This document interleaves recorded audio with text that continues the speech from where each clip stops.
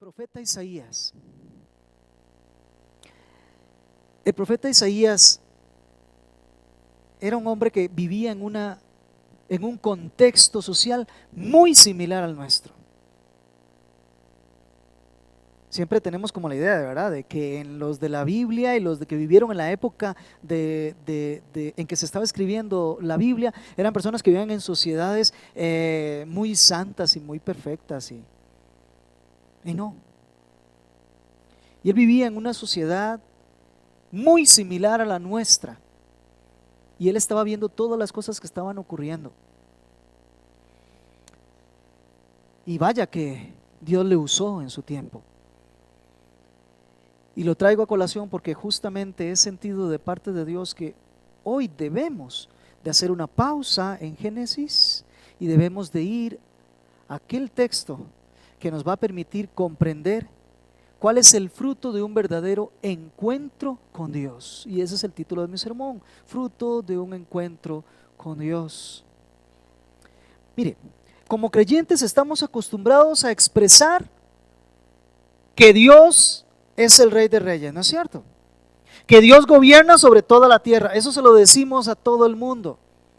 Reconocemos que el Señor supera todo reino y todo trono terrenal. Decimos que Él es soberano. Leemos las Escrituras y aprendemos que nuestro Señor es santo y sublime. Aún vemos la situación de la sociedad que nos rodea y reconocemos que está perdida, reconocemos que están en pecado, reconocemos que nuestra sociedad está sufriendo los graves efectos del pecado y es una catástrofe moral, es una catástrofe política, financiera y todo lo demás. Y decimos, todo eso es producto del pecado. Y tenemos razón al decirlo, pero generalmente cuando nosotros evaluamos lo que estamos viviendo y el tiempo que estamos viviendo, hay algo que normalmente pasamos por alto. Y es la evaluación que nosotros debemos hacer de nosotros mismos.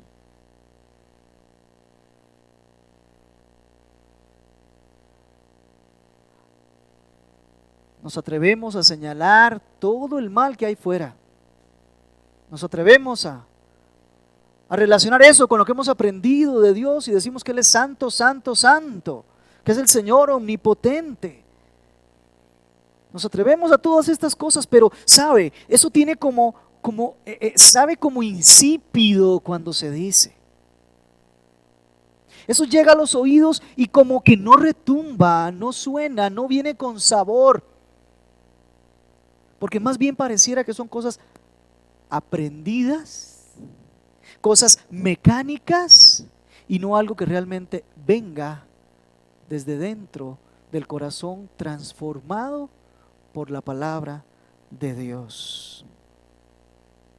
¿Sabe? La vida nueva que tienen aquellos que describe la Escritura es el producto de haberse encontrado realmente con la persona de Dios.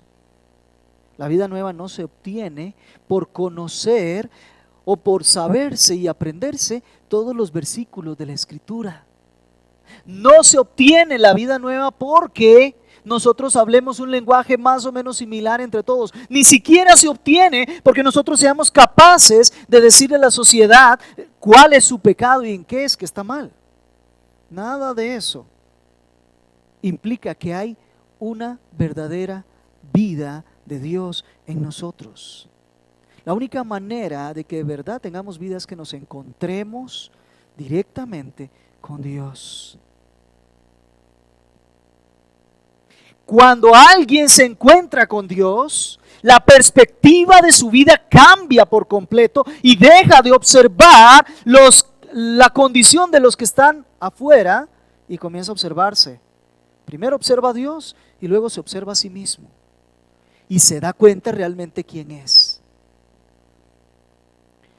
El Señor entonces opera cambios en quienes se han encontrado con Él, cambios que son evidentes, cambios que se ven. El Señor opera un fruto que realmente se nota cuando alguien verdaderamente ha tenido un encuentro con Él.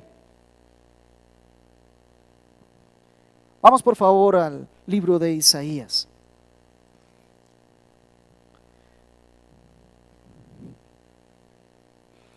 Vamos al capítulo, yo creo que alguno ya por ahí ya entendió a cuál capítulo vamos. Vamos al capítulo 6 del libro del profeta Isaías.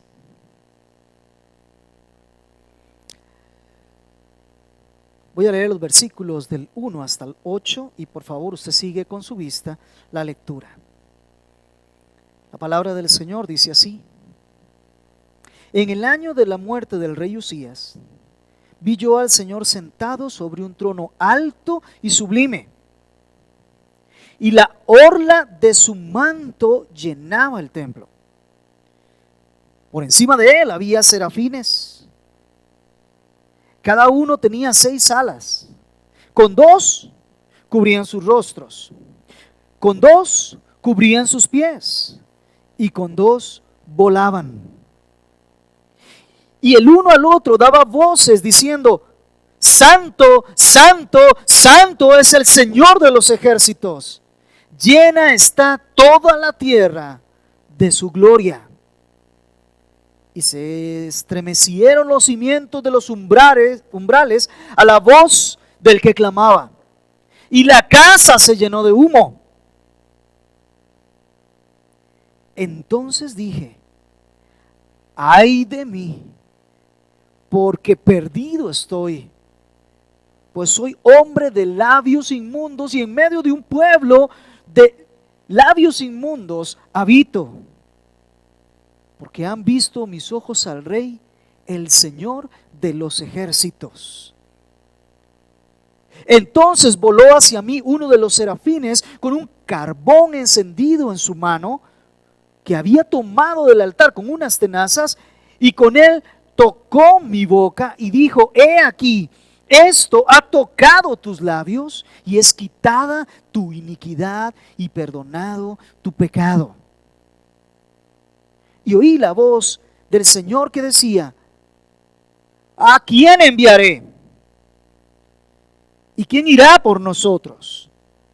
Entonces respondí: heme aquí, envíame a mí.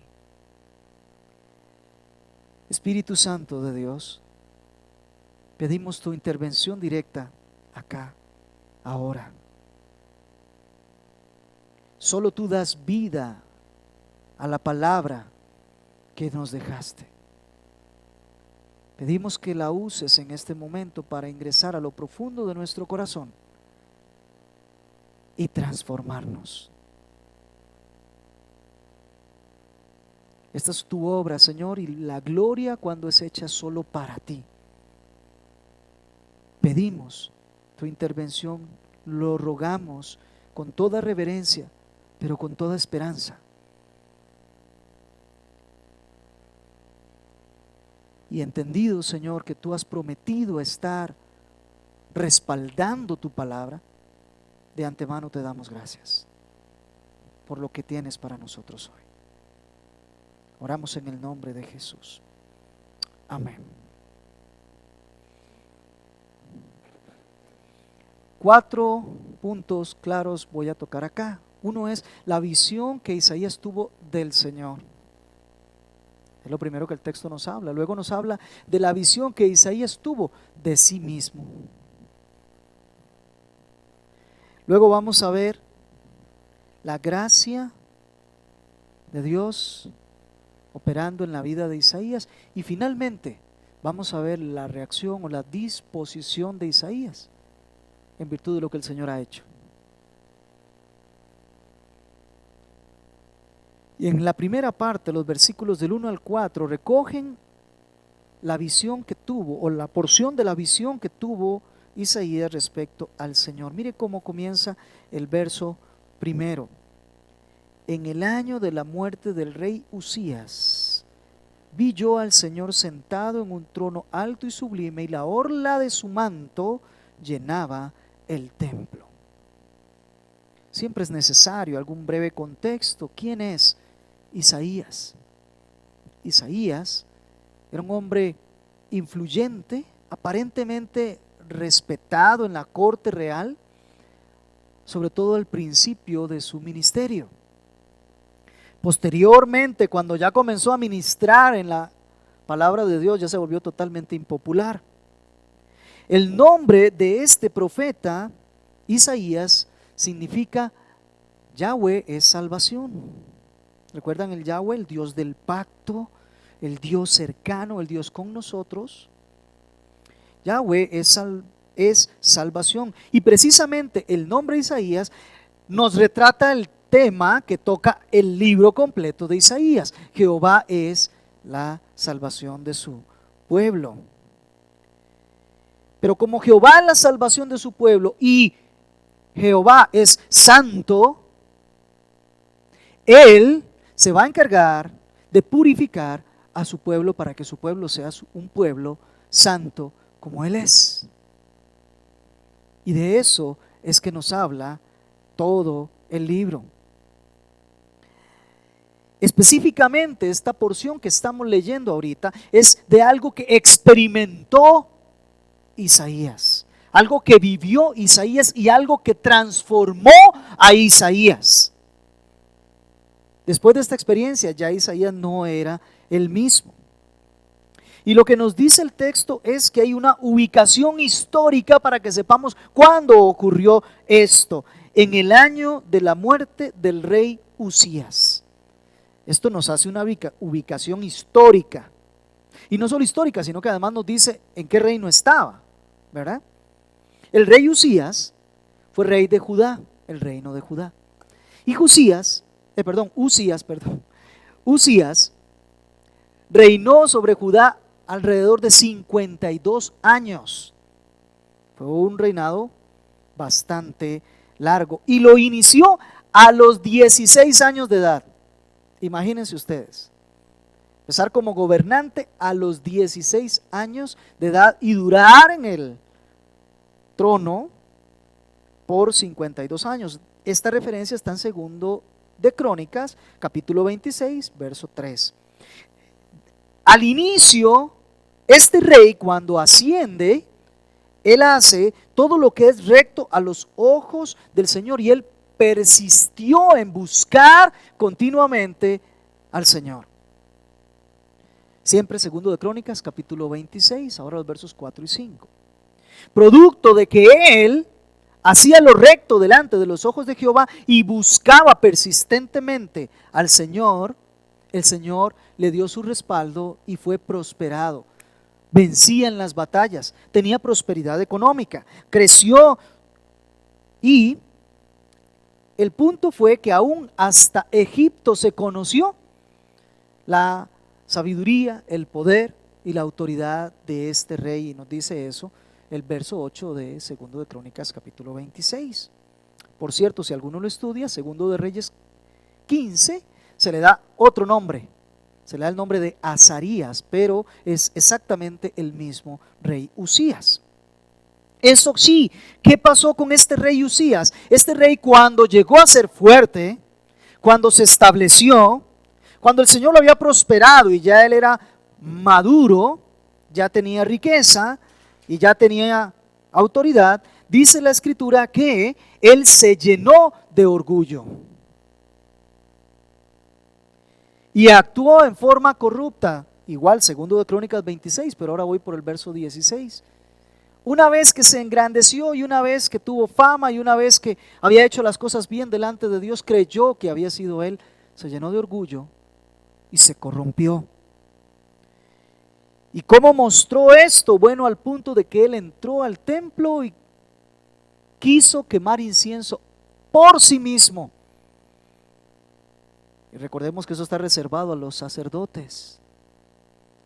Pero él quiso, los sacerdotes quisieron detenerlo y él dijo, lo voy a hacer. Y él fue delante del altar del incienso y él iba con esa intención, quemar incienso por sí mismo y respetando la forma de adoración que Dios había prescrito.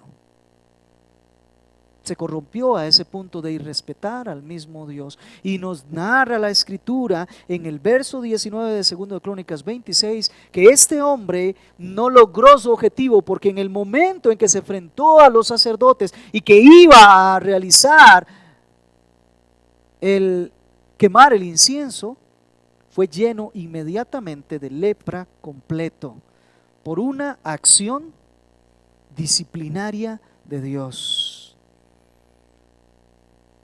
Termina diciéndonos en el verso 21 de segundo de Crónicas 26 que Uzías quedó lleno de lepra, se tuvo que ir a vivir a una casa apartada y murió en ese estado, porque su corazón se había corrompido. Y al decir murió, entonces llegamos en el año de la muerte del rey Uzías. Estamos aquí ubicados. Esto es aproximadamente el año 742 antes de Cristo. Y bueno, ¿qué ha ocurrido en el entorno? Ha ocurrido que aquel gran rey que era temeroso de Dios y que nos había encaminado en las cosas de Dios, pero que de pronto su corazón se volvió corrupto, dejó al pueblo en una gran incertidumbre respecto a quién va a ser el gobernante. Sobre todo porque ahora ya estaban, como no tenían gobernante, estaban a expensas de cualquier imperio, particularmente el asirio, pero podría ser el egipcio, que viniera también a tomarlos a ellos como esclavos, a invadirlos. Así que hay una gran incertidumbre, ¿qué va a pasar? Y esa incertidumbre es la que también de alguna forma se apoderó de la mente y del corazón de Isaías. Es aquí donde encontramos al profeta con una gran inquietud. ¿Dónde está Dios en todo esto? ¿Qué ocurrirá ahora con el gobierno? ¿Quién va a estarnos gobernando? ¿Quién va a ser? ¿Va a ser alguien que surja de nosotros y nos va a mantener libres? ¿O seremos invadidos? ¿Qué pasará con el gobierno? ¿Qué pasará con el pueblo?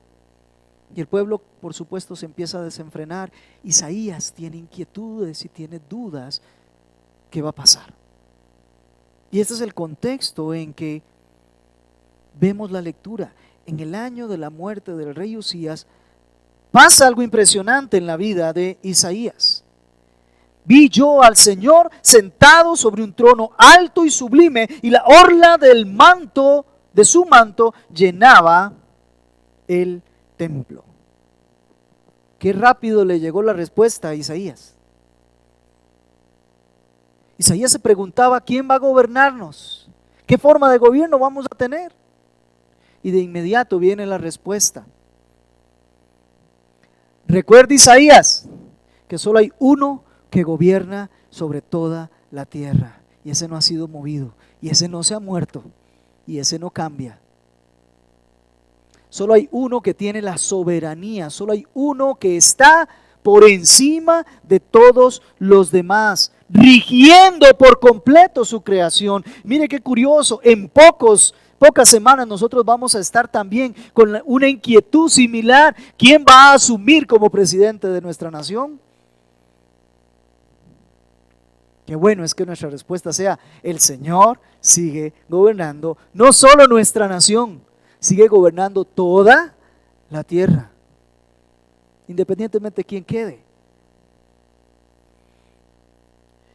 Y qué descripción, esta descripción de lo que Isaías ve nos deja claras enseñanzas a nosotros. Él ve al soberano Rey de gloria y lo ve en un trono que es alto y sublime, y ve que el borde de su manto está llenando por completo el lugar. Luego veremos que los serafines describen el atributo notable de Dios al llamarlo santo, santo, santo. Entonces, él está viendo al Señor en un trono alto, sublime, santo, gobernando por encima de todo gobierno terrenal. Sin importar lo que esté pasando alrededor o en medio del pueblo, el Señor es el que tiene el dominio, el control de todo lo que está ocurriendo, y Él es santo, Él es perfecto, es sublime. Y vemos estas características interesantes. ¿Por qué? Porque lo que estaba viendo Isaías era otra cosa. Y déjeme decirle, pasamos por alto los primeros 5 capítulos, pero si usted se va a leer los primeros 5 capítulos nos damos cuenta cómo estaba esa sociedad, como el rey se había corrompido, pues toda la sociedad se corrompe. La inmoralidad, la perversión, las borracheras, ahí se habla de tantas cosas que se estaban dando en medio del pueblo escogido de Dios. Y toda esa corrupción que había alrededor era lo que había motivado que el profeta comenzara a denunciar y a traer exhortación y hablar del juicio de Dios que venía sobre la nación por el estado en que ellos estaban. Pero Isaías ahora ve algo que no tiene nada que ver ni con pecado ni con maldad, sino que está viendo la santidad y la perfección del trono de la gracia en donde está nuestro Dios allí sentado. Y vamos a ver estas características interesantes. Primero, el Señor está sentado en su trono, ¿sabe? La posición de estar sentado implica que está en completo dominio, en control completo y absoluto de todo lo que está ocurriendo. Nada sobreexalta o nada levanta a Dios como asombrado de que algo se salió de su control. Él está en paz, Él está seguro, Él sabe que está gobernando y que su trono es tan estable que Él está sentado reposando, disfrutando de su gloria como le corresponde. ¿Sabía usted que ese es el Dios que nosotros tenemos? Ese es el Dios que nosotros adoramos. Es un reino que nunca será conmovido.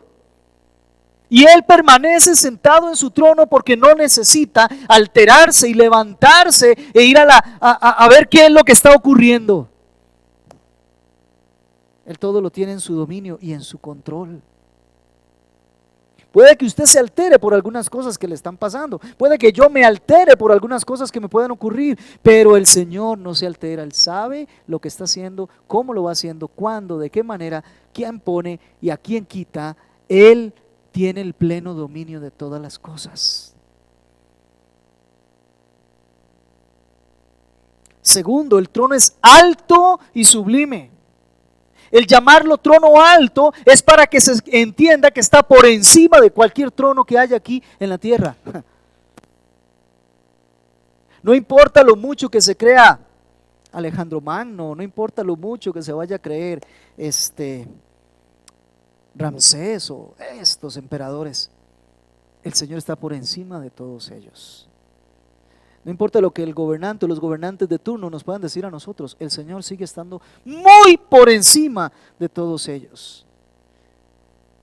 Él sigue gobernando con plena autoridad, con soberanía. Y nosotros tenemos que comprender que eso es así. Y además no es un trono alto solamente, sino que es un trono sublime. Es un trono excelente. Es un trono perfecto. Es que es perfecto porque precisamente estamos hablando del Dios único, vivo y verdadero, inmutable. El Dios que no cambia, el Dios que todo lo controla, el Dios que sabe muy bien lo que está haciendo, que nada lo altera. Y tercero, dice que la orla de su manto, lo ven ahí al final, la orla de su manto o el borde del manto, dice, llena el templo. Es decir, llena por completo todo el lugar en donde está alcanzando a ver Isaías. Los gobernantes en aquella época se acostumbraban a llevar mantos largos.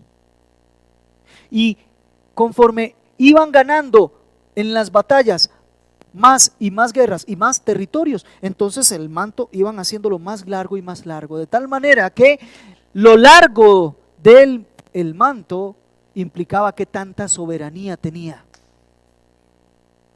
Pues estamos hablando del Rey de Reyes y Señor de Señores. Toda la soberanía es suya. Por eso cubre totalmente el templo. Es más, Isaías está en un lugar en donde lo que puede ver es el borde del manto. Él no puede ver más allá. Solamente está presente. Puede ver lo que hay arriba, pero no puede ver más allá porque el manto del Señor cubre todas las cosas. hasta el último pensamiento que hay en tu mente, hasta la última consideración que hay en tu corazón, están siendo supervisados, están en la presencia del Dios Todopoderoso. La Biblia nos dice que nosotros, aún de todas nuestras palabras que hemos dicho de manera ociosa, tendremos que dar cuenta porque están debidamente registradas. La soberanía de Dios cubre toda la creación. Y además esa descripción va un poco más allá porque nos habla de unos serafines, ¿verdad? Que están por ahí. Dice, por encima de él, del trono alto y sublime, por encima de él había serafines.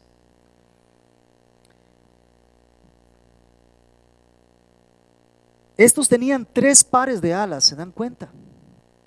Dice ahí, cada uno tenía 6 alas. Las primeras 2 cubrían su rostro, las 2 siguientes sus pies, y las últimas 2 las usaban para volar. Esta función para la cual usaban estos seres sus alas nos dan la claridad de qué es lo que ellos están haciendo, de qué es lo que ellos están pensando y cuál es el propósito de ellos. Mire, 2 alas están cubriendo su rostro. ¿Por qué? Porque están en la presencia del 3 veces santo. Estos seres, los serafines, aunque no tienen pecado, ellos saben que son seres creados. Y como seres creados, están infinitamente distantes de la santidad del perfecto y único Dios. No pueden ver cara a cara a Dios. Son indignos de eso. Espero que la frase santo, santo, santo vaya adquiriendo mayor relevancia en su vida en relación con Dios. Ni siquiera los ángeles que están ministrando en el trono del Señor tienen la posibilidad de ver cara a cara a Dios. Por eso ellos cubren con 2 de sus alas, cubren sus ojos, porque la infinita, perfecta luz de la santidad de Dios es impenetrable. Él habita la santidad, lo sublime, la majestad de los cielos. Ese es el Dios al que nosotros alabamos. Ese es del que cantamos santo, santo, santo. Y aunque hay una inmensa muchedumbre de ángeles, ninguno de estos ángeles está en la dignidad suficiente para ver al Señor cara a cara. 2 de sus alas eran para cubrir sus pies. ¿Señal de qué? De humillación, de humildad, de reverencia delante del Señor. Es interesante, cuando vas a ver un presidente o vas a ver algún dignatario especial, hay un protocolo que seguir. Y cuando estudias o cuando te das cuenta de qué se trata el protocolo generalmente es para que usted se comporte, se siente, hable o se ponga de pie, de maneras que usted siga mostrando en todo momento reverencia ante la persona con quien usted se encuentra. Porque te está reconociendo su cargo. En el caso de Dios se reconoce su persona. Por supuesto que el cargo va con Él, pero se reconoce la excelencia de su persona. Y por eso estos seres lo que hacen es cubrir sus pies en señal de humillación, de reverencia, de rendir adoración a Dios. Y finalmente, 2 alas que usan para volar.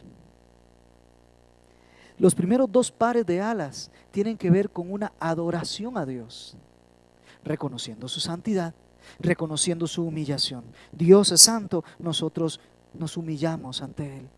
Eso es adoración. Pero el último par de alas es usado para el servicio de Dios. Ellos están esperando la orden de Dios para de inmediato desplegar esas 2 alas e ir a cumplir lo que Él le dice. Hay aquí una lección. ¿Debemos adorar el doble de lo que corremos a servirle. El Señor le dijo a Éfeso: tengo contra ti que has perdido tu primer amor. Amar a Dios es el centro de todas las cosas antes de servirle. Amarlo a Él primero, adorarle a Él primero. Esa es la ocupación más digna que nosotros podemos alcanzar. ¿Sabe por qué? Porque nosotros fuimos creados para alabanza de su gloria.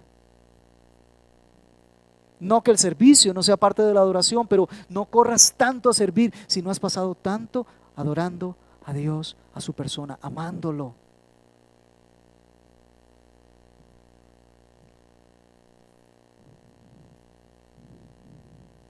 Y mire qué forma de complementar o de unir esta adoración. Verso 3.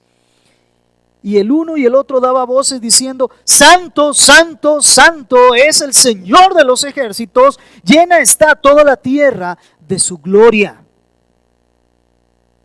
Esto ya no solamente lo que está viendo Isaías, sino ahora ya está escuchando Isaías.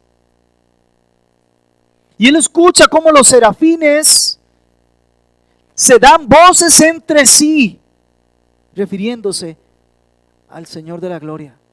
El tema que tenían para tratar en su presencia es acerca del Señor. Los serafines no están tratando sus trivialidades de su vida, ellos están tratando acerca del que tienen enfrente. Están en su presencia, están adorando, hablan de Él y dicen: Santo, santo, santo es el Señor de los ejércitos, toda la tierra está llena de su gloria. Es una proclamación de adoración en la presencia de Dios. ¿Sabe? Cuando nosotros nos reunimos acá, en particular, venimos con la única intención de adorar a Dios. Los demás temas no tienen lugar. Lo que tiene lugar es el Señor, lleno de gloria y majestad, su santidad. Nos venimos a reunir viéndolo a Él, concentrados en Él, en su presencia. Y de eso se trata siempre que venimos, siempre que nos reunimos. Las oraciones, la música, la predicación, todo lo que hacemos está relacionado con rendirle gloria, honra y honor al que vive y reina por los siglos de los siglos. Eso es lo único que interesa. La iglesia no está aquí para ninguna otra cosa más que para darle gloria a Dios. Él es digno de recibir gloria y mucho más de lo que nosotros le damos. Pero estos seres lo que tenían en sí lo usaban para adorar a Dios. Sus alas cubriéndose y su boca proclamando la santidad de Dios. Qué cosa más tremenda es cuando muchas veces escucha uno personas que aún en medio de la oración están siendo irreverentes con Dios. No le están teniendo en consideración a Él. Vamos, ¿recuerdas uno que subió al templo? Te doy gracias, Señor, porque no soy como los demás hombres. Te doy gracias porque yo doy diezmos de todo lo que gano, yo ayuno 3 veces al día. Te doy gracias porque yo soy. ¿Te das cuenta la oración? ¿Y qué tan lejos está eso de nosotros? Señor, dame esto. Señor, dame lo otro. Señor, hazme aquí. Señor, hazme allá. Señor, yo necesito que una oración centrada en nosotros. No estamos hablando con Dios, nos estamos hablando a nosotros mismos. No, la oración debe ser centrada en aquel con quien el que estamos hablando. El que está en el trono alto y sublime. ¿Y qué proclaman estos seres? 3 veces, reiterar 3 veces un atributo o una cualidad implica en el lenguaje hebreo una intensidad total. No es que el Señor tenga la calidad de ser 3 veces santo, es que es la máxima expresión de santidad que usted se imagine, en perfección, y aún así, mucho más allá que eso, es santo el Señor.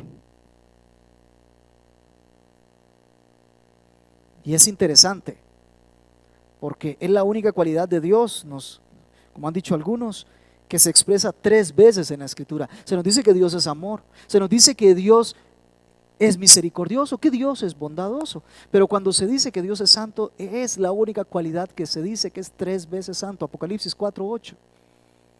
3 veces se dice santo, santo, santo. Eso habla de una intensidad, habla de que es precisamente la cualidad de Dios que está por encima de las demás cualidades, de los demás atributos. Y cuando Él es amoroso, es amorosamente santo o santamente amoroso. Y cuando Él es justo, Él es santamente justo. Y cuando Él es bueno, Él es santamente bueno. Tanto así que Él mismo reitera y dice: yo soy santo. Y le exige a su pueblo ser santo porque Él es santo. ¿Qué significa ser santo? Describe al único Dios vivo y verdadero que está separado. ¿Separado de qué? De toda su creación. Nosotros lo admiramos a Él porque Él no tiene ningún parecido con nada que haya sido creado. Porque Él nos trasciende. Y si todo lo creado termina destruyéndose, no modifica ni un ápice en Dios, porque Él es santo. Él sigue siendo quien es. A Él no lo altera nada. Él es el mismo ayer, hoy y por los siglos. Qué preciosidad es que nosotros cambiemos nuestra percepción de quién es Dios y que Él abra nuestros ojos, como clamábamos hace un rato. Habla de lo absoluto de Dios, de su omnipotencia, de su omnipresencia, de su omnisciencia, de su autoridad, de su exclusividad. Solo Él es santo y nadie más. Por eso Él es todopoderoso, por eso es que Él es trascendente, porque Él es santo. La totalidad del ser de Dios es santo y todo lo que Él realiza es santo. Y hay algo más. Los serafines tienen la capacidad de ver la tierra y lo único que ven es la gloria de Dios. Y lo proclaman: toda la tierra está llena de su gloria. Es otra forma de decir el borde del manto de Dios alcanza todo lo creado. Los serafines ven la tierra y dicen: todo está lleno de la gloria de Dios. ¿No te parece que es oportuno que evalúes tú qué ves cada vez que ves la tierra?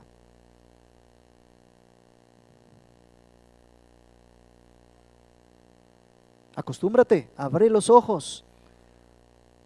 Mira la gloria de Dios cada vez que ves la tierra, cada vez que ves los árboles, los pajaritos, los animales, cada vez que ves los cielos, que ves las estrellas, cada oportunidad que tienes de observar la tierra.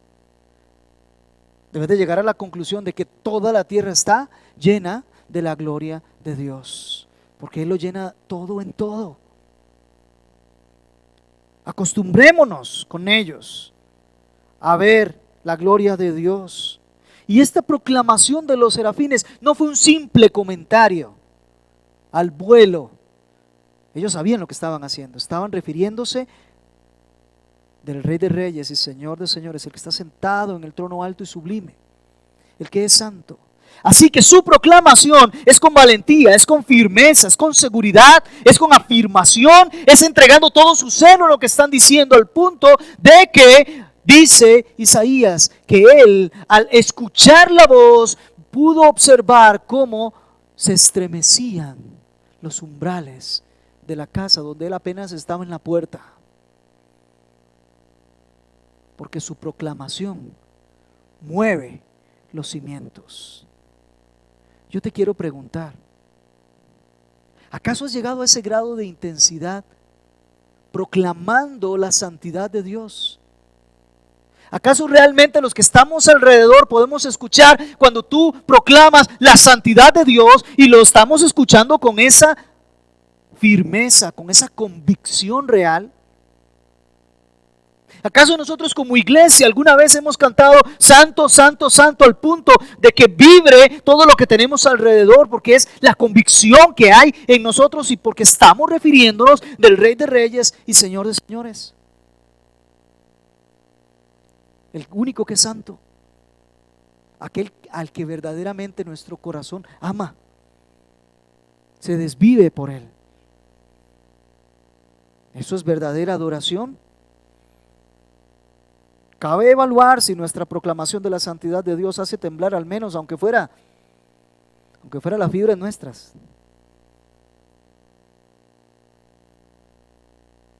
A veces estamos proclamando la santidad de Dios en medio de un canto, en medio de un himno, y uno ve a alguien por ahí que apenas medio sale un poquitito la voz, y no porque tenga un impedimento en la garganta. Eso no le está dando gloria al Señor. Quien lo hace así de todas maneras no está buscando darle la gloria a Dios. Y mire qué más. Y la casa se llenó de humo. Volveremos aquí. Este humo es el resultado de un sacrificio hecho en el altar. Pero esto es todo una imagen de adoración. Es toda una imagen de adoración, una visión de adoración. Para los que les gusta este tema de la adoración, concéntrese, este es su versículo, este es su texto. Ahora Isaías, por un momento, toma conciencia de quién es Él, lo que no había ocurrido antes. Está deslumbrado por la gloria de Dios, por la santidad de Dios, por su trono alto y sublime, por los serafines que están dando voces respecto a la santidad de Dios, por la orla del manto, por los umbrales, por el humo. Pero por un momento él toma conciencia de quién es Él. Ahora Isaías pasa de tener una visión de Dios que no tenía antes, ahora a tener una visión de sí mismo que no tenía antes. Vean cómo sigue el verso 5. Entonces dije: ay de mí, porque perdido estoy, pues soy un hombre de labios inmundos y en medio de un pueblo de labios inmundos habito. Otras versiones dicen: ay de mí que soy muerto.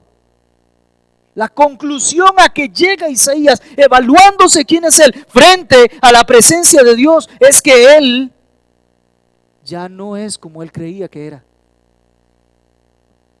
Luego de ver el trono de Dios, Isaías tiene una visión de sí mismo y lo primero que hace es elevar un grito desesperado, una expresión que muestra a aquel quien está siendo partido, que está siendo destruido, que está siendo llevado a la muerte, aquel que se está dando cuenta de la verdad de quién es. ¡Ay!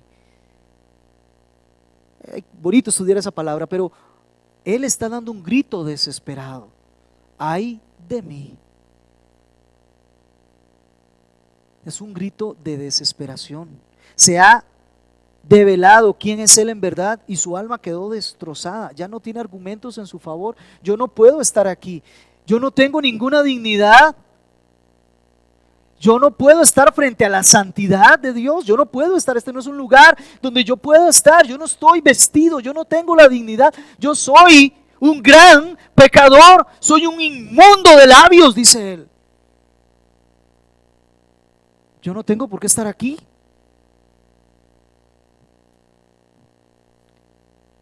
Es un lamento por su propia condición. Él no se lamenta por Dios. Ya dejó de lamentarse por el pueblo. Ahora se está lamentando por su propia condición. Es que es muy fácil lamentarse por la condición de los demás y el pecado de los demás. Ay de los demás. Como venía predicando, ¿verdad? Isaías antes de llegar aquí. Ay de ustedes, ay de ustedes, ay de ustedes. Pero aquí se vuelve y dice: ay de mí. Porque ya no me estoy evaluando yo en función de los demás. Ahora me estoy evaluando yo en función de la santidad de Dios. Ahora que tengo esa luz perfecta, ahora sí veo quién soy yo. Ay de mí, dice Isaías. El asombro por la gloria de Dios pasa a ser ahora un asombro por su propia condición. Cuando ya se ve frente a la luz de inmediato se da cuenta quién es y dice, yo debo estar muerto. Y esto es incuestionable. En honor a la verdad, el Señor había dicho en Éxodo 33:20 que ningún hombre puede verle y seguir viviendo.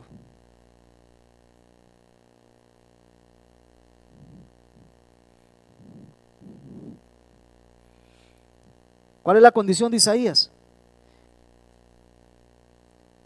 Se reconoce como un hombre pecador, un hombre de labios inmundos. Por supuesto, al decir labios, cualquiera podría decir, es que había dicho algunas cosas malas. No, es que él está reconociendo que en él lo que radica es el pecado. ¿Por qué? Porque de lo que hay en el corazón hablan los labios. Cuando el pecado está radicado aquí adentro, solito sale. Ayer nos decía un hermano acá en la reunión que teníamos, es que se me notaba el pecado. Se nota el pecado, sale en la conversación, en la forma de hablar, en los dichos, en los temas. Esa es una muestra de lo que había en el corazón. Eso mismo, amados hermanos, nos ocurre a todos. Eso nos ocurre a todos. Mire lo que dice el testimonio que tiene la palabra de Dios de todo hombre que todavía está en su estado contaminado de pecado. Nos dice el Salmo 12:2, falsedad habla cada uno con su prójimo, hablan con labios lisonjeros y con doblez de corazón. Nos dice el Salmo 143, aguzan su lengua como serpiente, veneno de víbora hay bajo sus labios. Nos dice el Salmo 5:9, porque no hay sinceridad en lo que dicen, destrucción son sus entrañas, sepulcro abierto su garganta y con su lengua hablan lisonjas. Ya vamos por el capítulo 6 de un profeta de Dios que había estado realizando la obra de denuncia del pecado, pero que no se había percatado quién era él. Ahora se da cuenta que es él el que está siendo señalado directamente por Dios y se da cuenta de su pecado y reconoce que esa condición que él tiene no solo es de él, es de todo el pueblo. Es que lo mismo que está sufriéndose allá afuera lo tiene él adentro.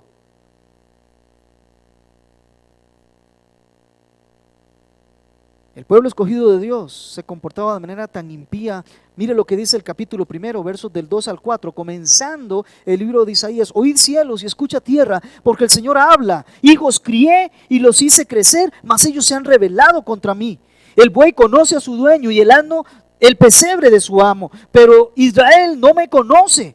Mi pueblo no tiene entendimiento. Hay nación pecadora, pueblo cargado de iniquidad, generación de malvados, hijos corrompidos. Han abandonado al Señor, han despreciado al Santo de Israel, se han apartado de él.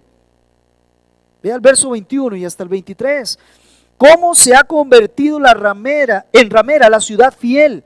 La que estaba llena de justicia, moraba en ella la rectitud, mas ahora asesinos. La plata se ha vuelto escoria, el vino está mezclado con agua.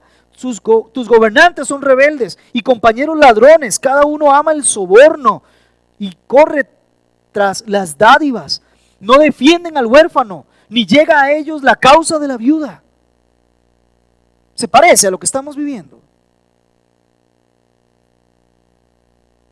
Sigo leyendo, capítulo 3, versos 16, 17.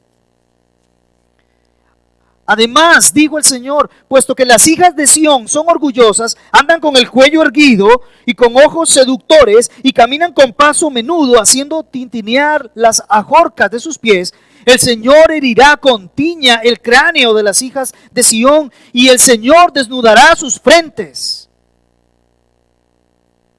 Mire el orgullo, la arrogancia y la forma en que el pueblo ya estaba mostrando costumbres de otros pueblos. No estaban separados de otros pueblos, estaban haciendo lo mismo que otros pueblos. Capítulo 5, verso 18. Hay de los que arrastran la iniquidad con cuerdas de falsedad y el pecado como con coyundas. Verso 20, hay de los que llaman al mal bien y al bien mal, que tienen a las tinieblas por luz y a la luz por tinieblas, que tienen lo amargo por dulce y lo dulce por amargo. Hay de los sabios a sus propios ojos e inteligentes ante sí mismos. de todo eso que estaba Isaías denunciando al pueblo, él estaba siendo partícipe también. Ay de mí, que perdido estoy, pues soy hombre de labios inmundos y en medio de un pueblo de labios inmundos habito. Pero todavía hay algo extraordinario. Para llegar a esta conclusión de sí mismo, la experiencia tuvo que ser, porque han visto mis ojos al Rey, el Señor de los ejércitos. El último versículo que habíamos leído decía, porque a sus propios ojos cada uno se cree sabio. A sus propios ojos cada uno de nosotros nos creemos que estamos muy bien. Nos creemos que vamos caminando perfecto, que los que están mal son los del mundo, que los que cometen pecado son allá los incrédulos, que todo y siempre hacia afuera. Pero cuando alguien verdaderamente tiene un encuentro con Cristo, con el Rey de la Gloria, con el Santo de Israel, con Jehová de los ejércitos, la perspectiva cambia. Ahora se ve a sí mismo y grita un grito de lamento y de dolor: ¡ay de mí! Porque visto a la luz de la santidad de Dios, yo soy un inmundo. Esta experiencia en verdad cambia la vida de un hombre. Cuando se encuentra frente al Señor y frente a su santidad, el cambio opera en relación consigo mismo. Reconoce su iniquidad, reconoce su pecado, y su desesperación consciente le lleva a abandonarse a la misericordia y gracia de lo que Dios quiere hacer con él. Necesitamos urgentemente, iglesia, necesitamos urgentemente tener la experiencia de Isaías. Necesitamos encontrarnos frente a frente con el Señor de la gloria, con el Señor santo y sublime. Necesitamos pasar tiempo en su santidad y observar su perfección. Necesitamos escuchar que Él es santo, santo, santo, y que toda la tierra está llena de su gloria, porque es Jehová de los ejércitos. Necesitamos sentir cómo se estremecen todas las cosas con su presencia. Nosotros necesitamos un encuentro verdadero con el Señor. Nunca vamos a ver nuestra impiedad, nunca vamos a ver nosotros la bancarrota que nosotros tenemos hasta que no seamos comparados con el Señor de la gloria. Ahora usted me dirá, nosotros no estuvimos en esa visión. Correcto. Pero nosotros estamos ante una mayor revelación de gloria de la que tuvo Isaías. Nosotros vemos la gloria de Dios en Cristo Jesús. Él es el resplandor de su gloria. Él es la imagen misma de su sustancia. Él es la impronta de Dios. Hoy nosotros somos llamados a evaluarnos frente a la luz de Cristo el Señor. Veamos su santidad, veamos su perfección. Por cierto, si quiere un buen consejo en este punto, todos los días leas el Evangelio según Juan. Va a encontrarse de frente con la persona de Cristo Jesús. Y mírese ahora sí cómo está usted. Con asombro reconozca su pecado. Ríndase ante la gloria y ante la gracia perdonadora como Isaías lo hizo. Y veamos lo que pasa. Ahora vemos la gracia del Señor operando una vez que Isaías ha reconocido quién es. Antes de eso no. Una vez que reconoce su condición delante de Dios, una vez que se ha humillado delante de Dios, una vez que ha confesado su condición, veamos cómo Dios opera.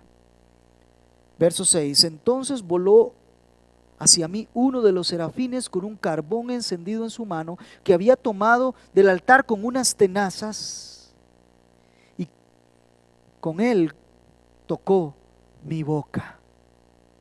¿Qué acción la de este serafín?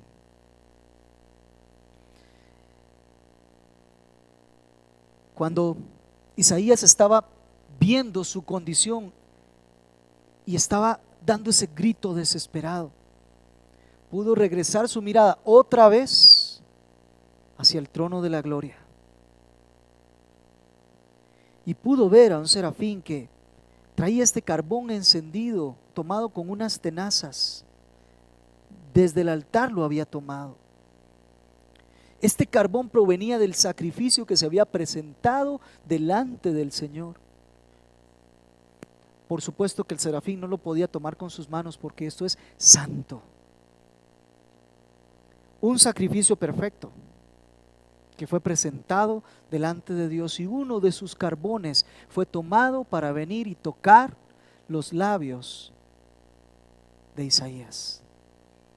Ahora sí entendemos de dónde provenía el humo que había llenado la casa, de un sacrificio perfecto que estaba allí presentado. Por supuesto, esto nos prefigura a nuestro Señor Jesucristo, quien es el único sacrificio perfecto presentado delante del Padre, que día y noche está dispuesto para venir y tocar a cada uno de los que realmente reconocen su condición delante del Señor y ruegan ser limpiados y perdonados. Amén.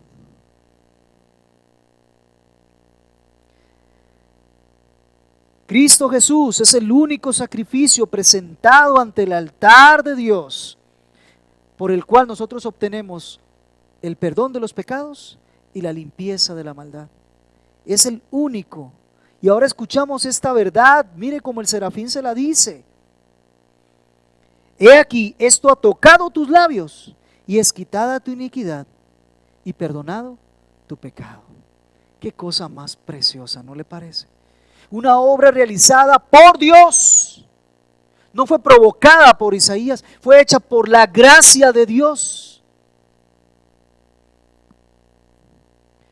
Implica una acción enteramente voluntaria de parte de Dios, y desde el trono viene un sacrificio perfecto en favor del pecador Isaías, que aunque era el profeta de Dios, que aunque había estado levantando su voz contra el pecado, todavía no había reconocido su propio pecado. No había descubierto la inmundicia que había en él. Y Dios, para usar a los hombres, primero lo limpia. No usa un vaso sucio. Aprendemos que la limpieza y el perdón de pecados solo proviene por la gracia de Dios, es decir, acción de Dios. Y el llamado que se hace del evangelio a los pecadores es que vengan al arrepentimiento, es que pongan su fe en Cristo, es que esperen que ese carbón sea tomado y sea traído hacia ellos y sean perdonados, pero una vez que han reconocido su condición delante de Dios. No se exigió que Isaías hiciera absolutamente nada para ser perdonado. El perdón lo recibe de gracia. Pero el Señor perdona a aquel que es pecador. El que no se cree pecador, entonces no requiere perdón. Sigan su orgullo, sigan su iniquidad, sigan su inmundicia, permanezca así como está. Al final, su vida aquí en la tierra va a ser un anticipo de lo que eternamente va a pasar, de condenación en el infierno, porque no creyó en Cristo, porque no fue a la fuente, porque no se entregó a la voluntad perdonadora de Dios. Y tenemos un último tema precioso, que es el efecto.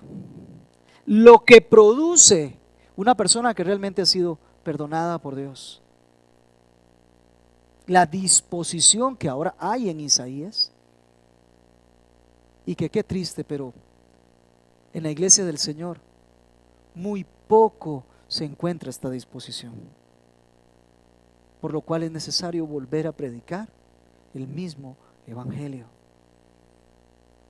Mire lo que dice el verso 8: y oí la voz del Señor que decía: ¿a quién enviaré y quién irá por nosotros? Aquí hay un llamado supremo al servicio de la obra de Dios. Isaías escuchó la voz del Señor, y el Señor lo que está haciendo es una proclama, es una invitación formal a los que Él ha limpiado, a los que Él ha lavado. En este caso, Isaías. Esta proclama es: ¿a quién enviaré y quién irá por nosotros? No nos metamos en esos problemas. ¿A quién irá? Perdón, ¿a quién voy a enviar y quién irá por nosotros? Primero en primera persona y luego primera persona del singular y luego primera persona del plural, para que recordemos que Dios es un Dios en tres personas. Y esto no es porque el Señor no tuviese a quién enviar. El Señor no tiene ninguna necesidad. Otra vez, Dios no nos necesita. Él es santo. Nosotros creados. Si nosotros no hacemos nada, Él sigue siendo santo. Si nosotros no participamos, Él sigue siendo santo. Si nosotros somos destruidos, Él sigue siendo santo. Él no tiene necesidad. Esto es una invitación en forma de pregunta retórica para aquel que ha sido lavado, aquel que ha sido limpio.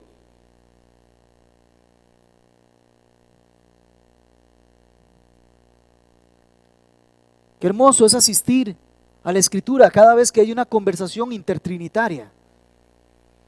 Es que no están hablando dos seres humanos cualquiera, ni siquiera están hablando dos reyes de la tierra. Es una conversación que hay entre las tres personas. Eso es sublime, esta es una conversación sublime, es una conversación santa. Y ellos dicen: ¿a quién enviaré y quién irá por nosotros? Son una invitación a aquel que está escuchando. Observe que no dice Isaías: y te podemos enviar, ¿irás por nosotros? No se están refiriendo a Isaías, es una proclama general. Pero el que la escucha es Isaías, quien ha sido lavado y ha sido limpio. ¿Y cuál fue la reacción inmediata de alguien que realmente se ha encontrado con el Señor y ha sido limpio? Heme aquí, envíame a mí. La primera pregunta es: ¿a quién enviaré? Heme aquí. ¿Quién irá por nosotros? Envíame a mí. Qué impresionante. Fue una reacción que no tardó. No dice que ocurrieran otras cosas en el ínterin. Se hizo una proclama y de inmediato respondió. No se ha mencionado qué es lo que hay que ir a hacer, cuál es la comisión. No se ha mencionado a dónde. No se han mencionado los requisitos o los costos. No se menciona nada de eso. Simplemente hay una proclama y aquel que realmente ha sido perdonado no hace otra cosa más que en gratitud y en amor dar un paso al frente. Yo voy. No importa dónde, no importa los costos, no importa si me ocupa esa comisión hasta el punto de agotarme en mis energías o quitarme la vida, como sucedió con Isaías. No importa si se volvería odioso a todo el que le escuchara, eso no le importó. Él no estaba considerándose a sí mismo, él estaba considerando al santo que él había visto, el que había tomado de sí para perdonar su pecado. Y lo halló digno de que toda su vida fuera entregada a lo que él en su voluntad quisiera hacer. ¿Sabe qué hizo Isaías? Isaías entendió qué era el mensaje que había en los serafines. Sus dos alitas últimas estaban listas para el servicio de Dios, en lo que él les dijera. Así están las hordas de ángeles en el cielo, esperando que el Señor dé su indicación para ir inmediatamente sin preguntar el costo. Son seres ministradores en la presencia de Dios y en favor de los santos, nos dice Hebreos capítulo 1, verso 14. Espíritus ministradores en la presencia de Dios. Ya es una enorme gracia estar en la presencia de Dios, ¿no es cierto? Porque el Señor dijo que nadie estaba en su presencia y viviría. Aquí vemos que eso ocurre de que no vive a menos que sea debidamente perdonado y lavado por la sangre de Cristo. Ya es suficiente estar ahí.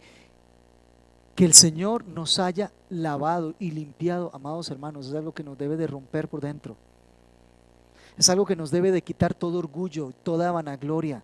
Porque si podemos decir que somos salvos, jamás podríamos decir que es por algo que nosotros hicimos, por algo que nosotros hayamos pensado, logrado, alcanzado, hecho, ni por algo que estamos haciendo. Solo es por gracia. Y eso debe ser suficiente para que nosotros estemos dispuestos a escuchar la invitación eterna de Dios a servirle. Mire qué disposición. De una vez, sin preguntar ni cómo ni cuándo, Él se puso enfrente y dijo: heme aquí. Es decir, yo lo que puedo tener, lo que pueda hacer, todo lo que yo soy, estoy aquí presente, completo. No deje una parte, no deje mi mente, no deje mi corazón, no deje algunos sueños y algunas metas allá pendientes. Todo aquí estoy. Aquí estoy. Heme aquí, completo. No se lo digo de labios, aquí estoy, completo. Y después le ruega que por favor le permita participar en el gran privilegio de poder ir por el Señor, por Dios, a realizar lo que se está pidiendo, hacerlo en nombre de Dios, hacerlo para la gloria de Dios, no para sí mismo. Concluimos que Isaías estaba inmerso en un ambiente de impiedad, de inmundicia, de desorden moral, sin autoridad en el mando, y el profeta denunciaba esas cosas en sus primeros oráculos. Mas él no se consideraba un pecador entre ellos hasta que alzó sus ojos y en vez de estar viendo afuera, vio al Señor en su trono alto y sublime. Eso lo transformó. Ahora sí se pudo ver a sí mismo y se dio cuenta de su condición. Este reconocimiento de su pecado resultó de ver la santidad de Dios. Sintió su culpa aplastante, el peso sobre sí mismo, la condenación estaba sobre sí mismo. A partir de ese reconocimiento fue acogido por la gracia de Dios, perdonado y habilitado para que pudiera participar en el privilegio de servir a Dios. ¿Cuál es entonces el fruto de alguien que se ha encontrado con Dios? Admira la santidad de Dios, se desvela por ello. 2, reconoce y confiesa su pecado en arrepentimiento. 3, recibe esa limpieza, esa purificación, porque el Señor es santo y Él está santificando a su pueblo. Y finalmente, este fruto de haberse encontrado con Dios conlleva el servicio a Dios en lo que Él nos llame a servir.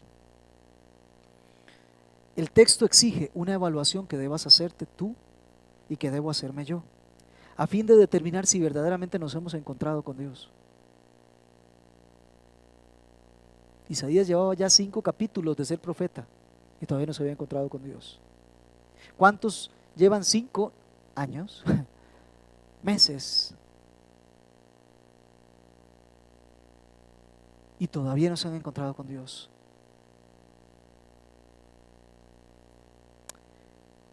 Si aún no ha ocurrido, permaneces en esclavitud de tu pecado, en la inmundicia. Isaías era un hombre de labios inmundos en medio de un pueblo inmundo. Si estás en esa condición, estás exactamente igual que Isaías. Un hombre inmundo en medio de un pueblo inmundo. Necesitas encontrarte con el Señor. Tu tiempo en la tierra depende de ello y tu eternidad todavía más. Depende del encuentro con Dios. Por favor, evalúa, no por un emocionalismo, no por lo mucho que tienes en tu mente de las Sagradas Escrituras. evalúa si este fruto de verdad está en tu vida. Y lo digo seriamente, porque la evaluación tengo que comenzar por mí mismo. Estamos hablando de cosas santas. Estamos delante del que es 3 veces santo. Evaluemos si verdaderamente nosotros amamos, reverenciamos, respetamos la santidad de Dios. Si realmente nosotros reconocemos nuestra condición de pecado, si realmente hemos sido perdonados y lavados, y entonces sí, de verdad estamos siendo dispuestos para lo que Él nos diga que debemos hacer. Por favor, incline sus ojos, su cabeza, cierre sus ojos y oremos al Señor, que Él tenga misericordia de nosotros.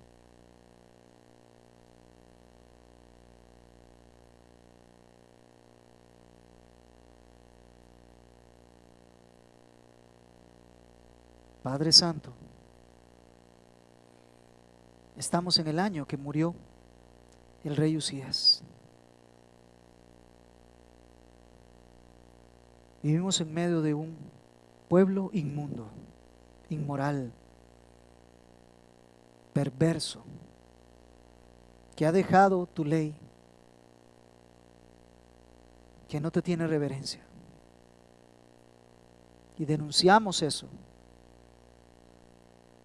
Pero Señor, vistos cada uno a la luz de tu santidad y perfección, no podemos nosotros negar nuestro estado. Somos parte, muchas veces, del problema. Somos parte de esa iniquidad y de esa inmundicia. Si alguno está orando así, Señor, quiero pedirte que reconozca su pecado delante de ti. Quiero pedirte que tú le motives, le hagas ir hacia adelante, dar un paso y venir hacia el trono de la gloria y rogar misericordia, porque su vida depende de esto. Quiero pedirte que tú perdones, laves, limpies de cualquier iniquidad a los presentes, a los que escuchen. Señor, y que el fruto completo se vea en tus hijos, siendo obedientes a lo que tú ordenas que se debe hacer. Que escuchemos audiblemente tu voz. ¿A quién enviaré? ¿Quién irá por nosotros? Señor, yo de primero quiero presentarme sabiendo que no tengo más que solo yo. Quiero presentarme, Señor, y decirte gracias por el sacrificio perfecto de la cruz del Calvario que me permite estar de pie en tu presencia. Y de verdad, Señor,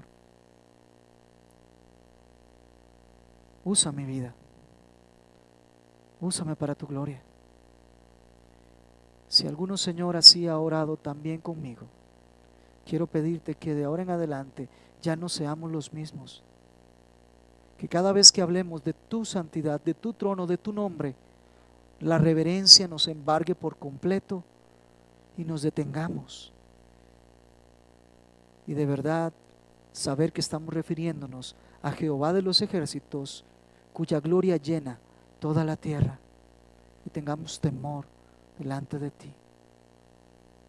Pero que al servirte, Señor, lo hagamos con todo nuestro corazón, con toda nuestra visión puesta en ti, nuestra vista puesta en ti, Señor, y que seamos tus medios para el plan de salvación que estás desarrollando. No sé qué lugar me tendrás mañana, no sé qué lugar tendrás para mis hermanos mañana, pero que a todos nos halles sirviéndote.